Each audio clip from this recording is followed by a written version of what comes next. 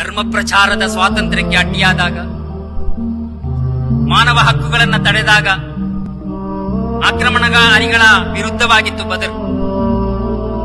ಜನರನ್ನ ಗುಲಾಮರನ್ನಾಗಿ ಶೋಷಿಸುತ್ತಿದ್ದ ಅಬೂ ಜಹಲನ ವಿರುದ್ಧವಾಗಿತ್ತು ಬದರ್. ಅಂತಹ ಜನರ ಮುಂದೆ ನ್ಯಾಯಕ್ಕಾಗಿ ಹೋರಾಡಿ ನ್ಯಾಯದಲ್ಲಿ ಊರಿ ನಿಂತ ಒಂದು ಸಮಾಜವನ್ನ ಕಟ್ಟಿ ಬೆಳೆಸಲಿಕ್ಕಾಗಿತ್ತು ಬದರ್. ನಮ್ಮ ದೇಶವನ್ನ ನೋಡುವುದಾದರೆ ವಸ್ತುನಿಷ್ಠವಾದ ವರದಿಗಳನ್ನ ಕೊಡದೆ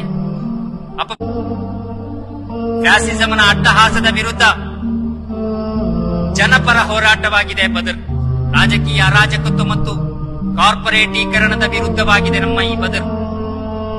ಸುಳ್ಳು ಕೇಸುಗಳ ವಿರುದ್ಧವಿರುವ, ಕರಿ ನಿಯಮಗಳ ವಿರುದ್ಧವಿರುವ ಹೋರಾಟವಾಗಿದೆ ಬದರ್.